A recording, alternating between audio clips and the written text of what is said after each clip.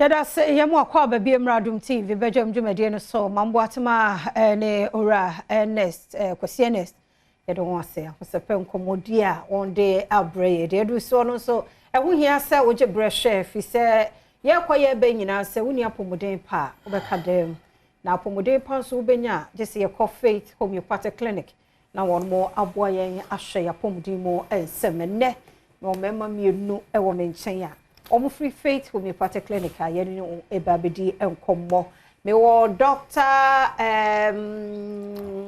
Watson and me wo doctor evangelist reverend kankan boadu me ma bo akwaba but bibi aboko de me Adom so for na ehu wache yeah for share baby kakra I know now before I be born the night you say I'm being so ja we waiting yeah Dr. Abigail ne so for Kofi Kofi unim say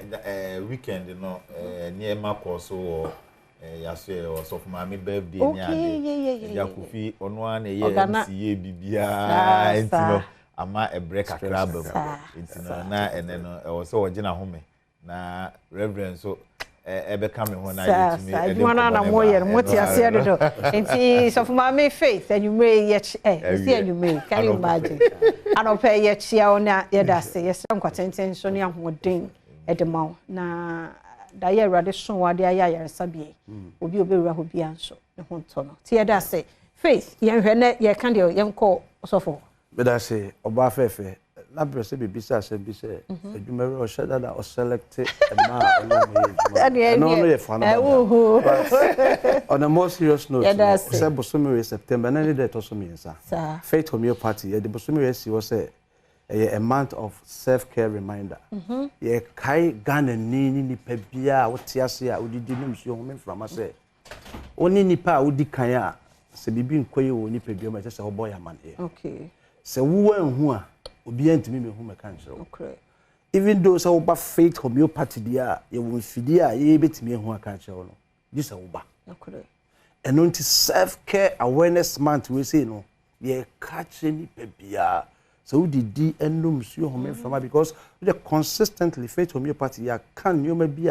as I say it's becoming more real even though say ye na enkwan ya discover ko so hu WHO can you maybe Emma Kathleen Rogers so be can send be for climate change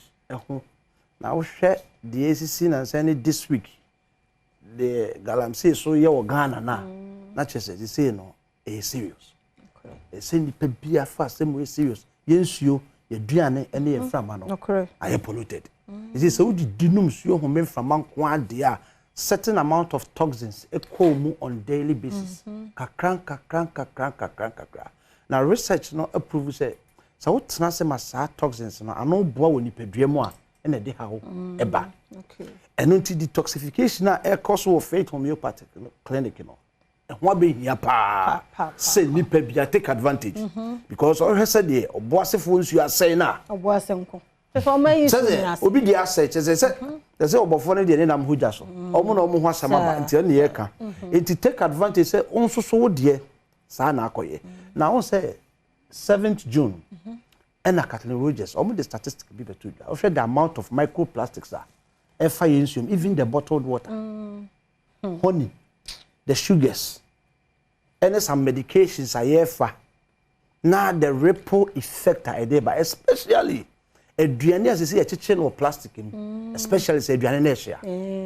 it took aduane ni na ekoyemu kakra it is Dr. Prophetess Elizabeth Faith yes you akofa machine bi aba oba na do na sisi mu a detoxify our system no as you say the green tea bi aba oba yes servo na na say o train say obeko consultation no na we try green tea no air boy detoxify our system no ama sa free radicals a oni peduane produce any toxins aduane a wudi a ye chemicalize no say no pesticides weedicides and na fertilizers e me aduane ne bo ene de edi gusuma ne brain nyina ye ne ye di no ye ne ekoyemu e kodu ni peduama e your liver ene kidney ti no wonder say ene okọ no ma nipa ekokolebu akopɛ dialysis so ada ye nyina ye ni bia ekoso Ghana it ye say Faith Homeopathic Clinic and na ho masade we meto because ya kan oba wo be chef dim yes scan 36 nerve endings ya we bi woni peduan bia ye behu entempa ne de nachiwade adan aka no enti entna ho sa brena na ye tna ho ma ya we be chie na kwabla ne ya so na to can people twem walk majestically we Anteku Junction ya Santa Maria one kasabra wo be chef dim yes scan 36 nerve endings no e be tre en de koso woni pedua mu bia na ye hu na ye de nachiwade aka no so wo enkran e adia wato adi because ba doctor big ye hon ma mfidie gu ho no anya sem to take advantage ne be twa green tea ni bi na obi wo kra green tea ya ke kra no bi da who say life expectancy wo ba ewiase a China dey was ropa so China omo esmoku chen obi a China ni betimi atena fa ko se ase ye ka se na one packet ko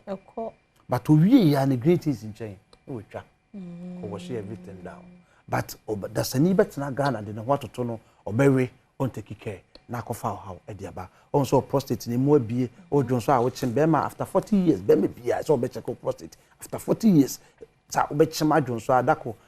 urinary retention obe chem Johnson no makra oba awosem na yebasa wo se bosumi bia wo de ohu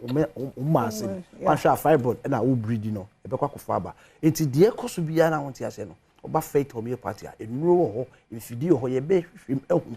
ye to ase enti self care awareness month we no ye to ye safre obia se wo didi num so ho me from anko ade a wo ka ho because we are all at risk and asem na ye kana enye Ghana nko a e wi ase nyina asem eno nti no obetimi afa number we no afre ye wo hwe screen so a numbers na bi ego so 0540 710 940 0540 710 940 and answer 0244 58 38 59 0244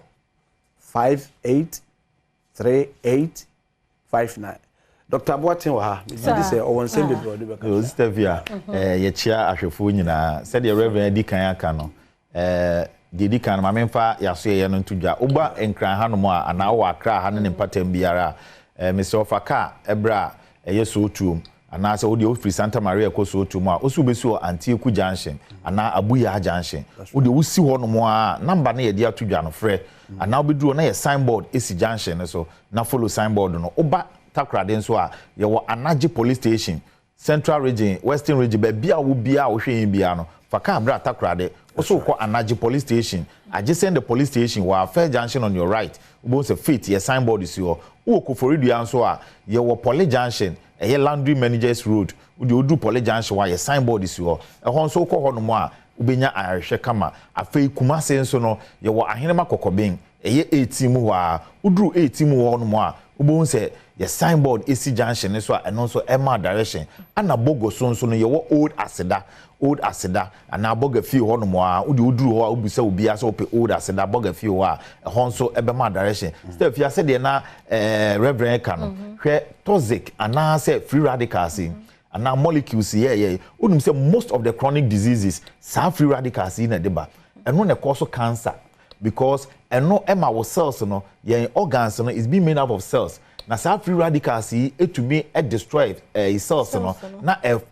develop abnormally into bo say na form cancers most of the your friend is saying heart diseases sa free radicals in the ba asthma just nyare wa chronic e woni padua nim no efiwe ana toxic we etumi de ba eno nti na faith de ema ya gi edin ana ema ye hono no da soronko kra ne ekwampa ye fa so ye sa nyare nhwehwemu yi oba ye beto ye bo ase na ya hwe the root cause of the condition because yare no say wan hu ne fare ba ya aya na ne kona den knowing the root cause no is half and as 50% solving the problem. And you say disease comes as a result of malfunction of our organs. It to faith say wo ba sa wo organs yi nyina na ye bo modern say ye behwehwe ti machewa abasa organs yi mo na ya boa na ye hudie nti a amasa wo ha na ba na ya maw homeopathy nura eye nupa say yare na abetan ni pedumu ahye se den no ubon say ukonom enuro na within short time no na unya dance me ma me baako last week ya na oba ye ho o doctor mabowa for more than 20 years ni o say me numu nduro na me yesi but eko ya na aba and chese oti wona wo kasa no kwa na ha kuta na obowa no and in Shankenya me say ye de no to aduro so and in 2 weeks time or about for review no or see if you on there was no single week here unka say e one embai but faith is an kwampa ye fa so ye hwehwemu na ye man no ene odi adanse a oba odi afoforo aba enti no yare no set say den o arthritis bra usisi no chia na echia ment na ema arthritis nti emubu ngu dem bra faith homeopathic clinic na ye mmoa na ye nhwe de nti a ede wo haw ne ba wonya chronic ulcer woye furu no odidi na mu hyehyew ana wonidi ya oti pains wom wani no wohwe light a ubon se rainbow bi aform wo so ni nyina no odi tu anamon ba faith homeopathic clinic a ye beboa na yetu ase amaw ni nyina ne se obetu gidie anamon na waba oba ye be detoxify ni peduan se the reverend aka no ye twe this toxic substances a the chronic diseases we ba ni nyina no na afei amani peduan ahoden a ye maw adrope afei obo se drug metabolism ni ade nyina na eye adwuma within short time obo se oho ato bomodian se obetu anamon na waba ya se ho no mo number no 0244 58 59 and now says 0547 57 84 numbers na go screen asi bia ubetumi afamu bia na frɛ be bia wo Ghana ha bia ofra ye be ma ba bia be ho na wakɔgye waya hwɛ faith say ye nam homeopathy kwan so esan yare a yare ne kwa emma biem ye da se papa panti Dr. Boateng ene Dr. Kankamboadu Faith Homeopathic Clinic ene yete won kan frɛ won sɛ wa mo yare ni din crowd frɛ na wo mo emo yenyire no so na ye nkomo no ye mfansi medi afia abankwa tamaklo kwasinsia ye krado de asemidika etos